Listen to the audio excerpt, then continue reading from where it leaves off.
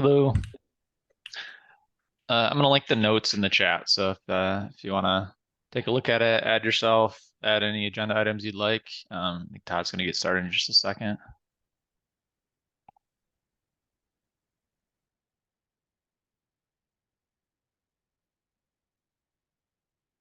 Yeah, we'll wait for Drew to get back since he said he was going to take advantage of the time to get some coffee. Unless he takes too long. We'll see.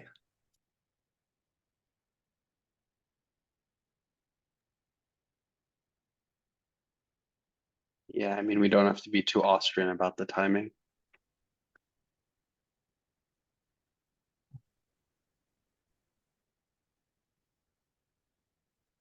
Okay, well, why don't we get started since it's 3 after. Um, Okay, yeah. So first thing we usually do is optional introductions. So raise your hand physically or use an emote if you'd like to introduce yourself. Don't feel any pressure if you just kind of want to lurk or listen in. That's up to you. Conrad, go ahead. Hey folks, I joined a bit like last year, but kind of dropped off. Have a small startup, a few folks called Leco. We think like OpenFeature could be pretty helpful, and some ideas that were brought up recently, especially around the Hacker News post, I think piqued our interest. So I wanted to bring up a couple things and maybe even join. I know there's a special session on like the wire protocol next week, so want to kind of jump in and see, yeah, where I can push things forward. So great to meet y'all. Again, I met some of y'all last year, but I wasn't very active. So yeah. Awesome. Yeah, nice to meet you. Thanks. Anyone else want to introduce himself? Okay, cool. No, we got one. I got a couple more. Okay. Drew, I saw Drew.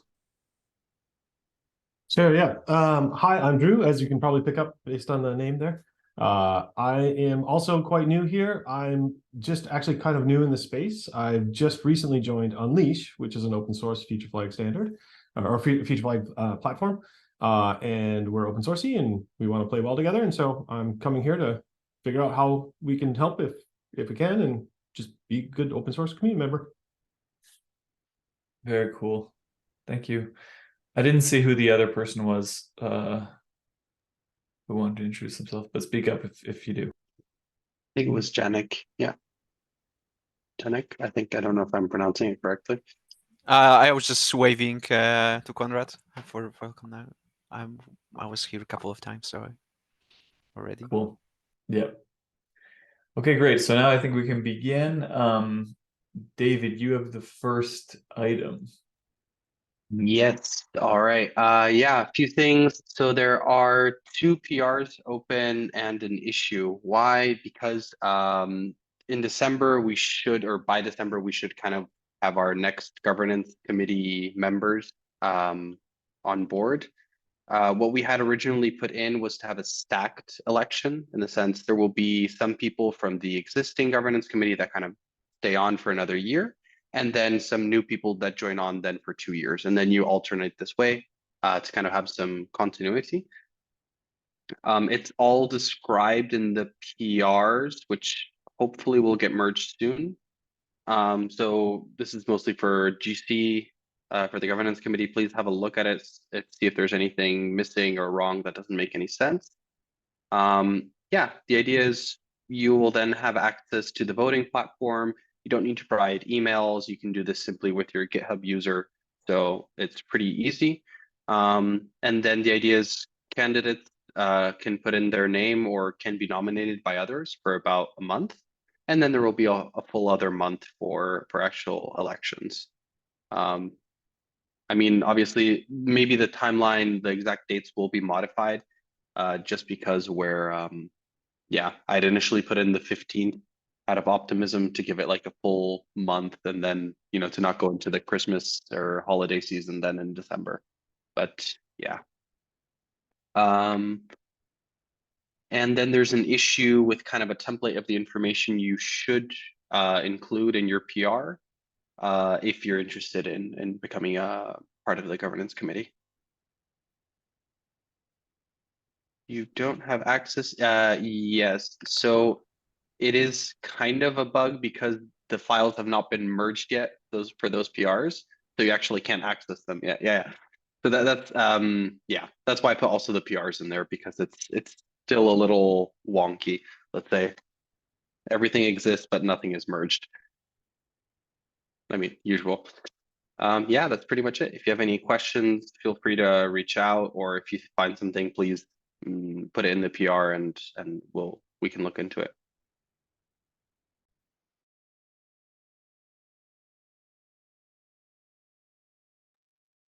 Okay, cool. So I'm a little bit confused about that last comment you made about the PRs not being merged. Are you saying that something needs to be merged before we have general access? Is there any action items we have to do to clean that up, or am I misunderstanding?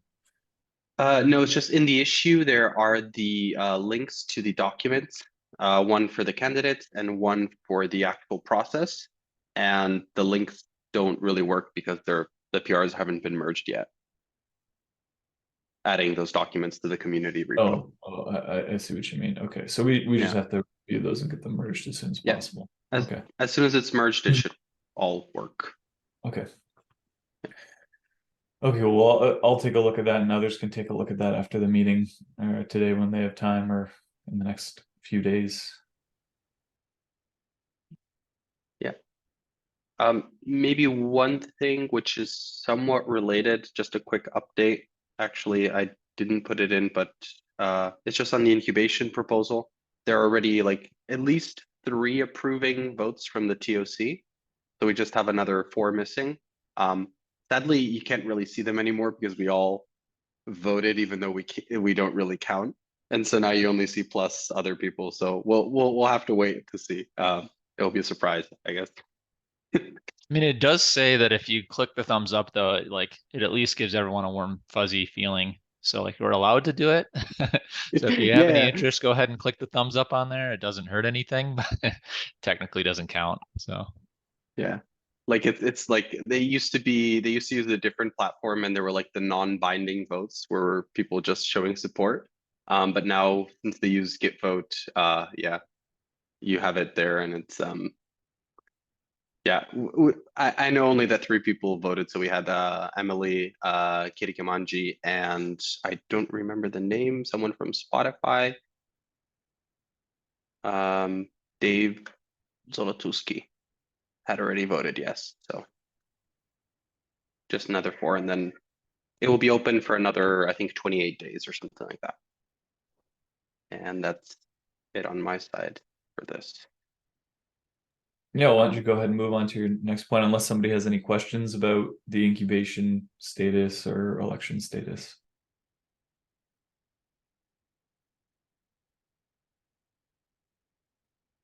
I actually have one thing for Thomas.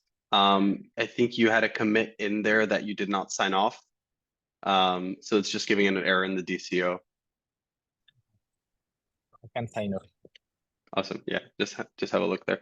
And Lucas, I know you put in some requests for some changes. We can then add those in. I think the doc was just kind of old compared to the last updates. Yeah, I think actually in the meantime you changed it already. So I think it got so it was just about like versions and SDK. So I think you already did that. Oh, okay, good to know. Yeah, I kind of lost track. Yeah, then for KubeCon, just a few updates. We will have the kiosk in the Project Pavilion area. This will be like the full-time kiosk, so it will be from the Tuesday to the Thursday. I think time starts from like the hours are from like 10:30 in the morning till the first day until 8 because there's the booth crawl, and the second day until 5:30, and the third day until 2:30 p.m. If you're in Chicago, please let us know. There's also another KubeCon channel that we already had from the past editions. So if you're there, just let us know. We'd love some help at the booth. I'm looking for the link of the channel. And yeah, so if you're there, we'll also still have some OpenFeature t-shirts, sorry, which kind of left over from last year. And we also have the project meeting on the Monday. This will be from 1 p.m. to 3 p.m. I'll then add in all the information here. And yeah, I think Todd and Mike were looking a little bit into what kind of schedule to have there. I think it will probably be mostly an intro to OpenFeature and then some more time for some more specific questions. And yeah, then there will be, I think, 2 talks on OpenFeature as well, or at least with mentions of OpenFeature. One from Adam Gardner and the other one from, I need to check. I have really bad memory. Sorry about that. Usually more prepared, but yeah, that's pretty much it. If you have any questions, let me know. If you're going to be there, happy to see you there. Cool, thanks, And David. grab Yeah, a I mean, it'd be grab a great to good see Chicago anybody. deep dish pizza. Yeah, it'd be great to see anybody who's coming in Chicago. The project meeting will be cool. Last time the project meeting was a little bit early in the morning and on the first day, and we weren't so hopeful that we'd have a ton of people, but we packed out the room. There was like standing room only, so that was kind of exciting. And it ended up being not so technical, well, not so like maintainer focused, and more like just people really interested in getting on and getting started in the project. So that was cool. We're kind of anticipating the same thing there. Yeah, I guess I'll move on to the next point. It's a really practical point, and more of an FYI. It's already been done. So based on feedback from, I think, 2 community meetings ago, as well as feedback we've just seen in issues and in Slack with people adopting, especially the experimental web SDK and web components. We renamed the server side components. It used to be called the OpenFeature JS SDK, and now it's called the OpenFeature Server SDK.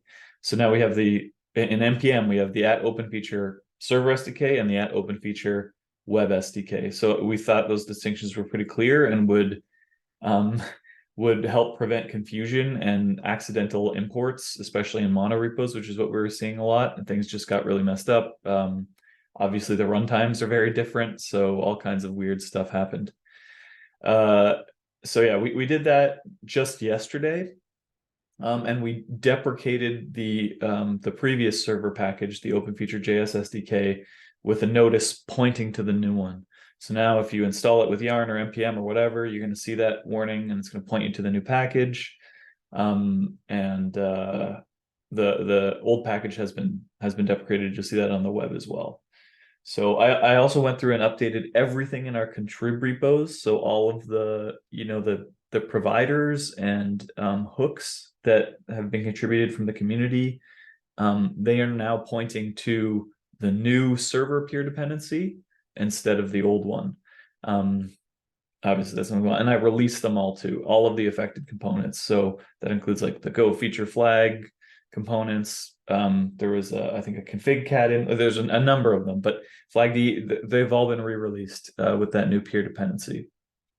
If you have something or you know of something that's maintained outside of the contrib repos, you'll probably want to do the same thing with your server-side JS components as soon as possible, so that users aren't kind of dead-ended there. There's no changes, so it's literally just a bulk replace. When I consume this in the repos, you basically just do a bulk replace of the imports and everything works. So that's about it. That's an FYI, and I'll try and mention it again in Slack today. But the automation and NPM and Yarn or whatever will alert users pretty quickly. I think that's all. There's one other thing to add to that. So this was actually introduced in a previous release, but maybe hasn't been broadly announced. There's a new property on a provider in JavaScript called runs on. It's optional, but if you set that, it will basically do like runtime enforcement. So if you say like runs on server and it's a server SDK and someone tries to install a web provider there, it will throw during like the registration process now. So it's totally optional, but it is something pretty nice to try to keep people from accidentally registering a provider in the wrong SDK. Do we know how many of the providers have got that set up? Probably very few. It was just released just recently. So we'll start with the the contribs repo first, and we can just broadly do it there. Yeah. But going forward, we should definitely try to keep that in mind, because it's definitely nice to have that at runtime, that enforcement. Seems like that would be a nice, like, what's the word? Like first contribution type PR, like adding that to a provider, but it might also take a while to find someone to do it. I'm just thinking of not making Todd do all of the more of the like the super yeah, boring work. I mean, it was yeah, I guess there were some parts of it that were tedious, but because you're doing publishing, and it wasn't exactly boring. I was kind of sitting there feeling a little bit nervous as as I deprecated the old one and re-released the new one. That's like the perfect combo, right? Like high stakes boredom. Yes, exactly. High stakes boredom. That's a perfect way to describe it. Anyway, I think that's all I have for that one. So I'll hand it off to Mike if there's no other questions. Sure. Yeah, this was a pretty quick update as well. So as we were going through like that whole JavaScript renaming thing, I was updating our documentation accordingly. As part of that, I also added a .NET SDK. So that's actually pulling from the .NET repository now and just using the README from there. So if you notice any issues there, please let me know, because we can easily change that. And then also there's plans to basically every SDK that conforms to that new README structure can be pulled into this automation. So I'm planning on adding in Rust, Python, and Kotlin, and we'll just try to make it clear that those are pre 1.0, and we can hopefully use it as a way to attract maybe some contributors to help get us across the finish line. So look for those to be added quite quickly. Also, this has been talked about a number of times, and I think we're at a spot where we can do that now that we have this nice template system in place. But creating some kind of like SDK support matrix, so we can show like all the different technologies and what spec version it complies with and all that type of stuff. I'd like to put together maybe a prototype and then figure out what we can do to automate that. So otherwise, I think it would be at risk to get stale quite quickly. So if anyone has interest in that, I'm happy to work with them on that. Otherwise, I'll just kind of chip away at it when I have time to take a look. Then the last thing is just kind of like a request. If anyone has any blog ideas or feels like writing anything, we could definitely use some more blog content. I just wrote a couple ideas there. Like I think kind of a generic like how to write a provider or hook could be quite interesting, especially for like the web providers, and maybe talking into details about like the initialization pieces and all the stuff that requires a bit of domain knowledge. Also, if you have any just like interesting feature flag use cases, challenges, whatever, I think that this could be a good spot to start putting in just general feature flagging information. We could become kind of like that go-to place to find interesting blogs. And then, of course, if there's any like spec or SDK updates or anything else that we want to talk about, I'll chip away at some of those as well. But if anyone else has, topics they'd like to cover, definitely feel free to take advantage of the blog that we have. That's it for me. Looks like Giovanni has the next item. Yes, so a month ago, more or less, I was talking about the idea of having some callbacks for getting some default value out of a feature flag evaluation. And there were discussion about, does it make sense, does it not?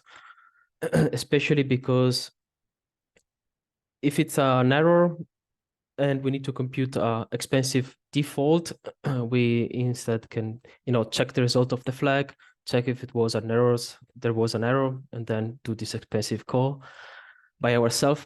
But the counter argument for that was, if it's in a hot path and I need to evaluate that every time, also in the good case, check if it's an error or not, it's quite expensive. So let's push this into the SDK itself to compute this callback if and only if there is an error during the provider evaluation. And for that, I created 2 prototypes, how it could look like in Java and in Go. If you could please have a look, see how it feels and if it makes sense or not to then pull it into the spec. Very cool. I haven't yet had time to look at it, but I thought it was a really compelling high level idea when you brought it up. So I'll definitely look at these between now and the next community meeting. I think that yeah, I want to see how it looks, but I think that if it works kind of like how we talked about and how you're describing, I think it could be really a valuable addition. And it seems like it seems like something we could do in a fully backwards compatible way, right? Like, do you think that there'd be any changes? Like, there would be no breaking changes here, right? As far as you know, No. or what? No. In languages that support method overload, like Java, JavaScript, it's no change at all. But for languages like Go, where it's impossible to change, have a method overload, you need to have a new method, basically a new function. So it's not a breaking change anyway. Yeah, and I that's guess pretty standard for Go to have. We already Yeah. have some like Go overload functions that have like a a with appended to them or something like that, right? Yeah. Yeah. Okay. So is it, Yeah. am I right? This is like the same kind of pattern as like when you're using like a logging framework and you give it like a function to call to generate the log entry rather than the actual value so that it doesn't generate the value if it the log level's too. Yeah, exactly. The idea is if I need to compute an expensive default, if and only if there is an error in evaluating your feature flag, then do that if and only if there is the error. And what does it do if that function throws an error?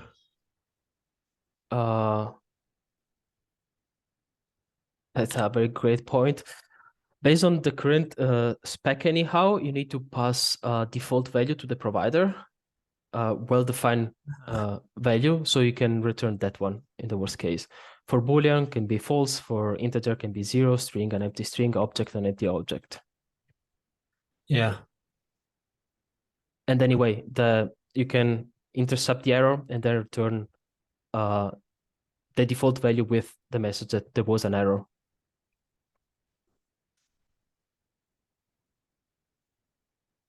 It seems like a good idea. Okay, unless there's any more discussion on that, yeah, please take a look if you're interested. And I think we'll move on to my next point. Yeah, so what I want to bring up, and today's meeting may be an argument against this, but I was going to propose that we kind of revisit the cadence of this meeting. And that was really based on, I think we had a couple meetings in a row that we ended pretty quickly, like sub 20 minutes. Again, today's meeting might not be kind of in that trend, but I wanted to put it out there to talk about maybe reducing the meeting frequency to once a month. See what people thought. It's something we can vote on in Slack too. But I know that there's a lot of overhead associated with context switching and stuff like that. And the project is certainly becoming more mature, and there's other places and venues we can have for dedicated meetings, like the one I'll mention later in this point about the wire protocol. Just wanted to put it out there. I have no strong feelings either way, but I wanted to kind of call it out there. And like I said, we can discuss it here or put it to a vote in the channel. Interested in what you guys think about meeting frequency, this meeting specifically.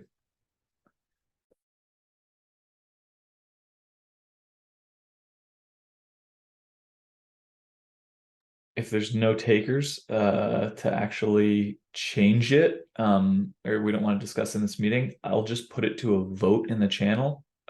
Maybe either point to a GitHub discussion or use some kind of inline polling in Slack, and people can just decide whether or not they want to stick with the current cadence, which is totally fine, or go to half the current frequency at once a month.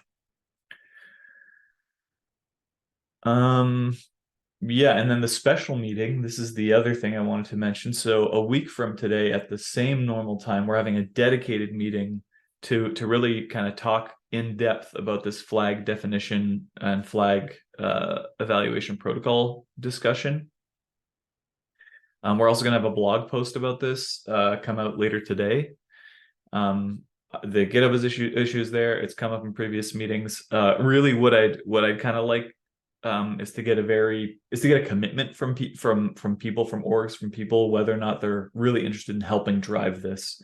If it's something that the community is really excited about, I think we need some dedicated individuals to say like, okay, I'm going to commit to like being involved in this and really pushing it and shepherding it forward. I'm more than glad to be one of those people, but I think we need a kind of a wider commitment. I don't know if there's any comments on that. That might be a really good segue into Conrad's points, because it looks like he's talking about some related stuff. So I'll hand it off to you, and unless somebody else wants to interrupt beforehand.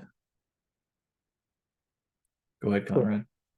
Thank you. So I don't know if this is the best place, or if like bringing things up on Slack or in the meeting is the best, but I took a quick look through the meeting notes, and then from what I could find in the the OpenFeature enhancement proposal repo, and I couldn't find too much. I know that Zelen, I forget his if that's just his username, was mentioning some kind of migration spec in the kind of SDKs, given that we have named providers, basically the ability to, like, in a more automated way, perform a migration. Because from what I've heard, when people do migrate between feature flagging tools, it's like some project manager that's like making sure that things are correct across the two systems, and then there's some it's some really complicated process. But if OpenFeature, if there's some sort of spec that will log or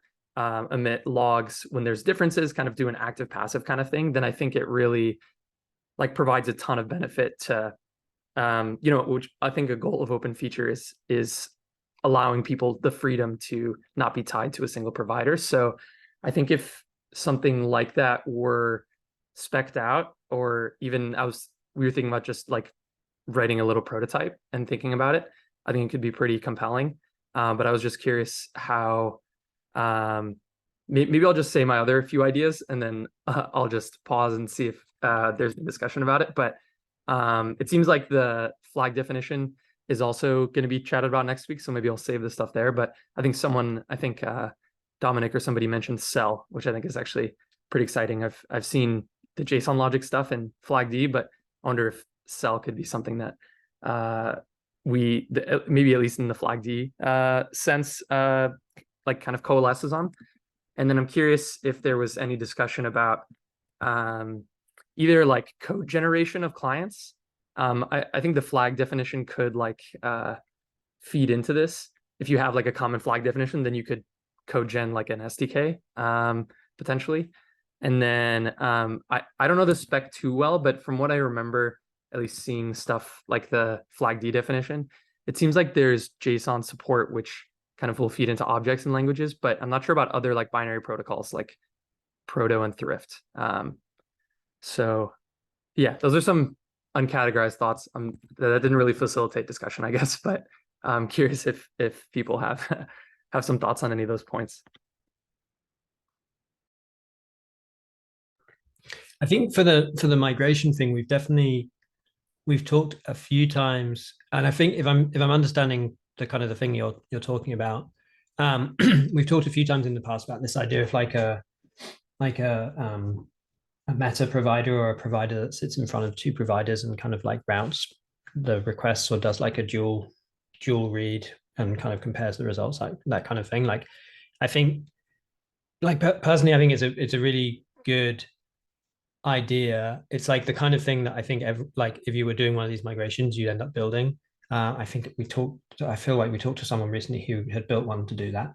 I'm not 100% sure whether it's warrants kind of being kind of spec'd, but I think it would be really, really valuable to have a worked example, or a recommended, here's the way that you can do it, and here's a built out version of it that you can kind of use and build from. I suspect for any non-tiny code base or non-tiny engineering org, they'd inevitably be needing to customize it in some way. There's going to be some wonky weird thing, but I think the idea of like, even if it's just a blog post, like describing the pattern would be a super valuable addition, like a super valuable kind of contribution to the project for sure. That's just my 2 cents. Yeah, I was actually going to make the same suggestion. So a long time ago, I think we still even have a draft PR. I did this in JavaScript where it was, I think I had a bad name. It was something like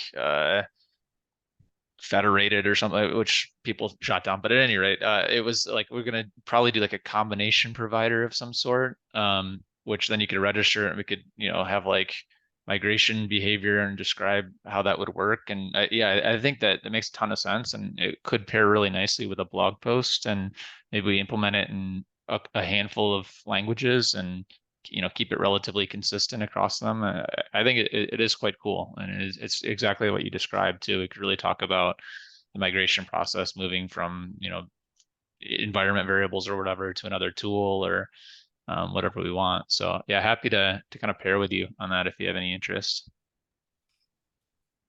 Yeah, definitely. And I wonder if it also, I'm not sure kind of where the line is drawn between like flag D and the core open feature spec, but maybe it's something that like similar to flag D lives slightly outside the core open feature spec. So like it kind of sits a bit outside. Like here's some They migration. could live in contribs, I think, quite easily. Okay. So it would just be like another contrib provider, and it's just like a combination provider of some sort, and then figure out kind of how you would shift traffic and log it and do all that type of stuff.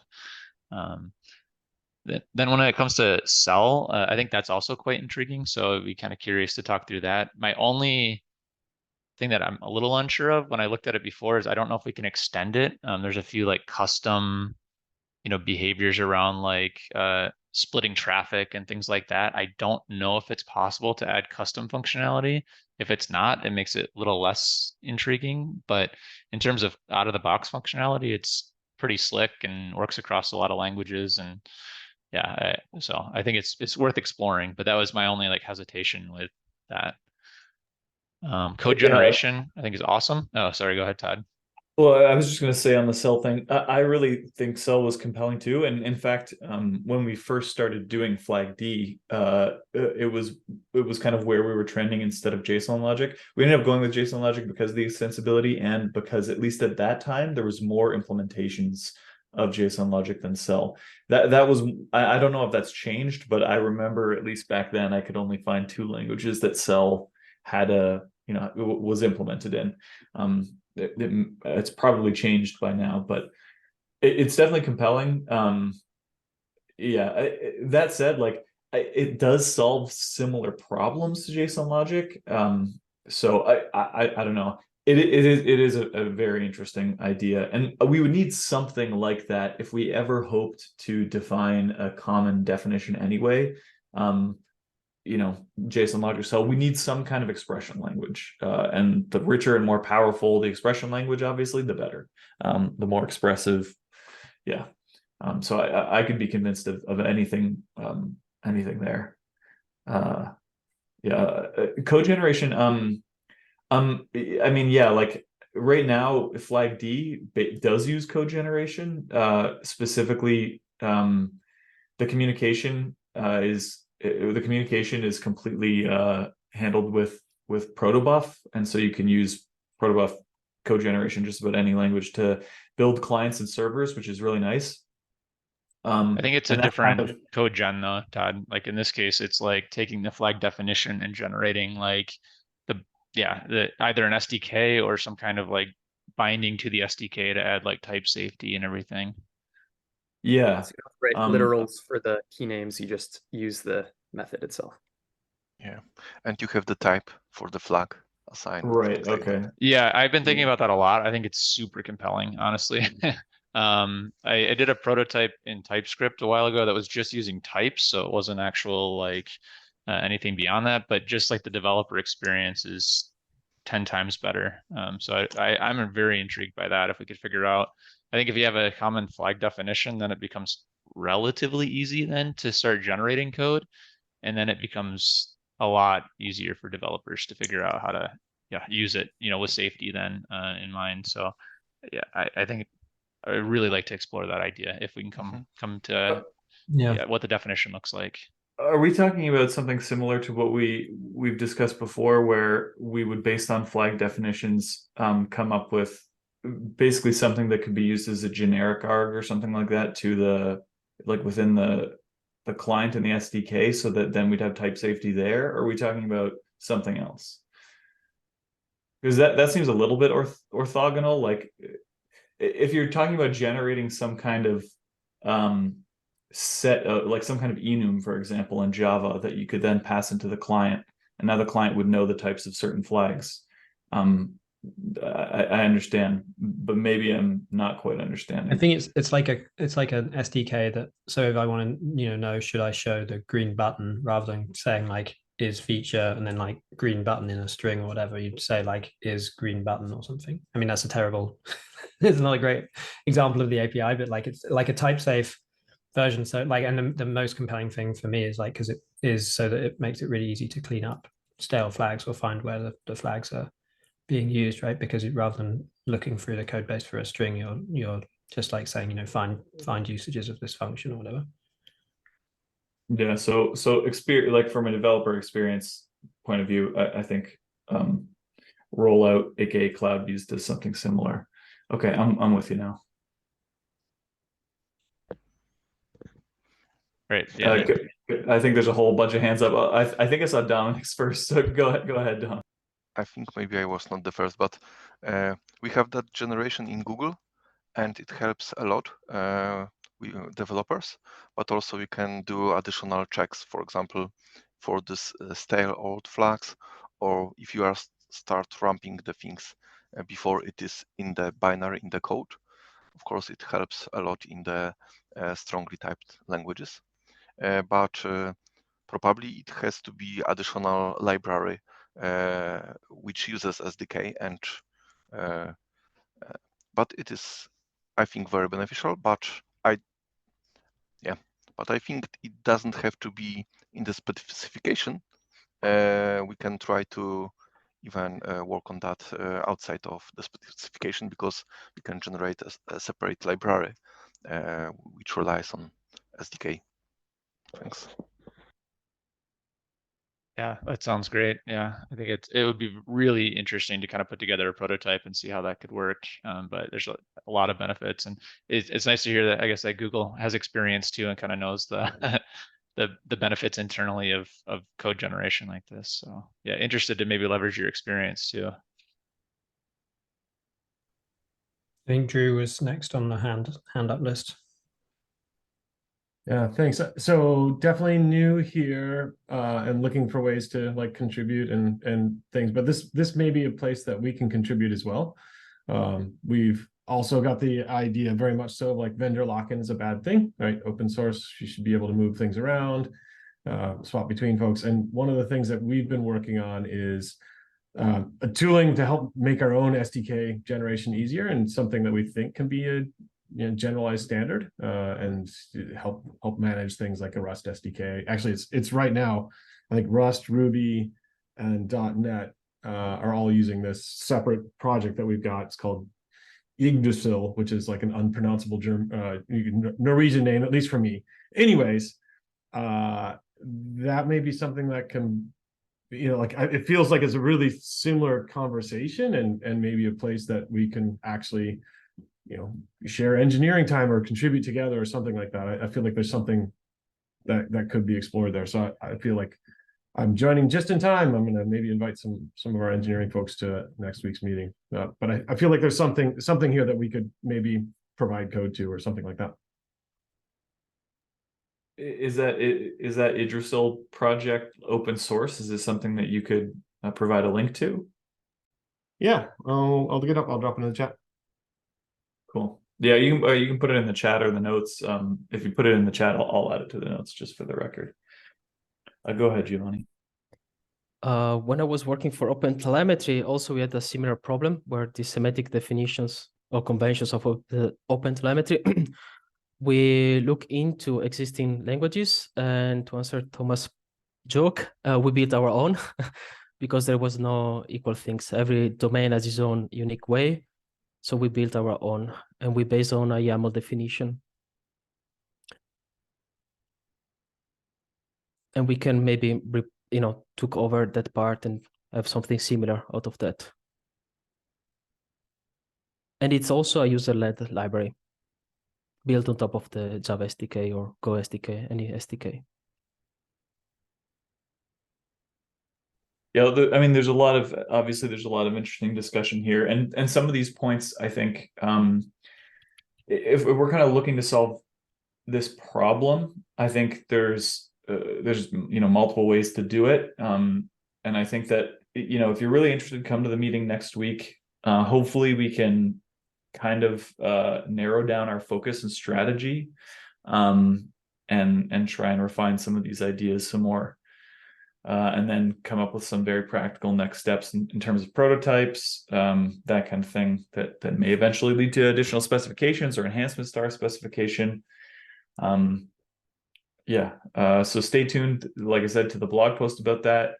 You can look at the OpenFeature meeting notes and revisit the kind of issue that discusses both these things. But we may want to disentangle some of these ideas a bit in terms of the wire protocol versus the flag definition, and really scope the discussion. So if you want to be part of that effort, definitely come next week to the special meeting.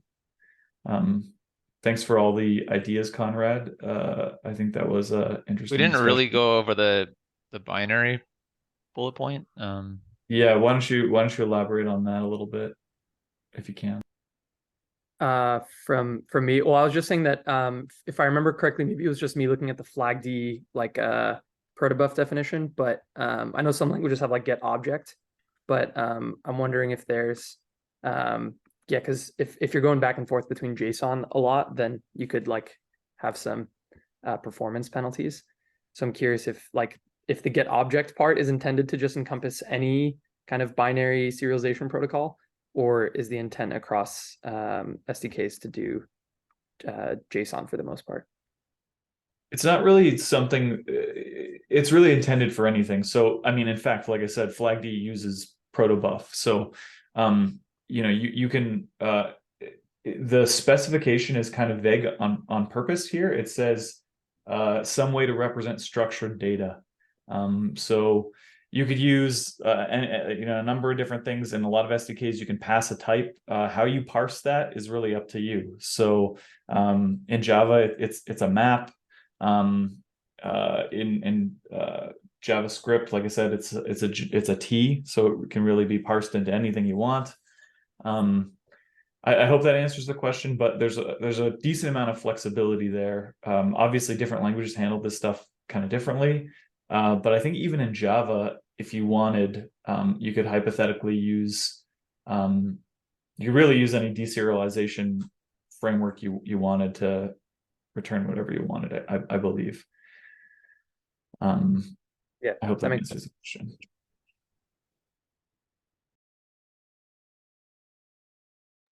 All right. Yeah, I think we're wrapped up on that section, unless there's anything else that we want to talk about. But I think next week is really probably the time to really dive into the specifics. Then yeah, David, that's the last item. Yeah, sorry, I snuck that one in there. Yeah, just been trying to work a bit more on some personas to kind of better target the content we're creating. Also been trying to work with some other people on some blog posts and content for the YouTube channel. Yeah, I think Todd mentioned kind of the user roles we have.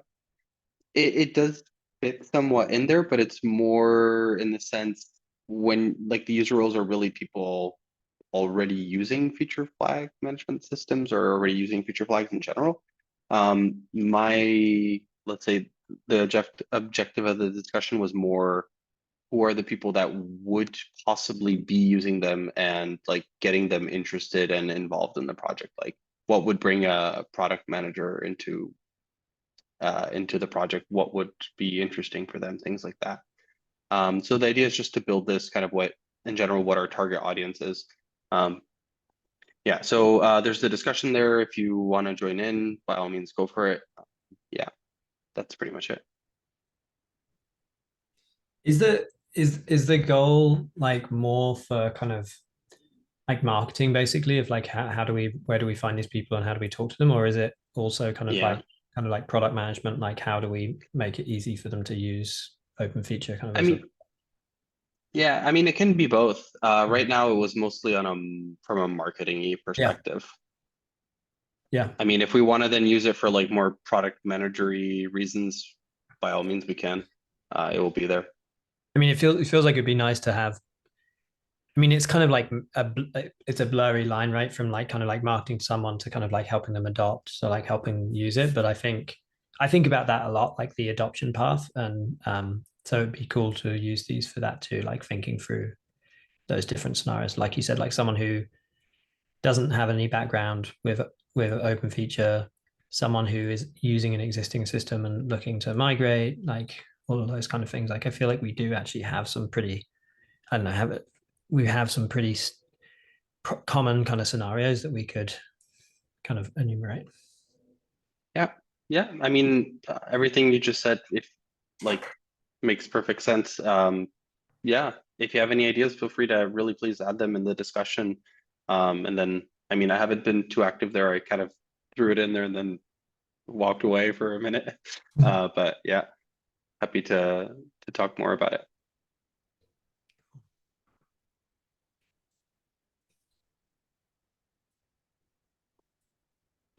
Yeah, I don't know if anyone else has any other topics or something. Otherwise, it looks like we're out of topics now. And almost out of time. So it has probably a good time to wrap up, and unless anyone else has any last things. Otherwise, yeah, in the future too, we always have these notes ready to go. So if you have any agenda items, definitely feel free to add them throughout the week. It does help, people looking at the upcoming meetings, seeing if it's something that they're interested in attending or not. I do a bad job of that too, so I'll try to add agenda items earlier than an hour before. But yeah, if anything comes to mind, definitely feel free to add it throughout the week. Do we need to get a volunteer first? I can't remember, do we get a volunteer to scribe at the end of the meeting or at the beginning of the next meeting? Well, do you mean in theory or in practice, Pete? That's the real question. It sounds like Pete's volunteering for in 2 weeks. So, well, I mean, there's also that special meeting in a week. mm-hmm.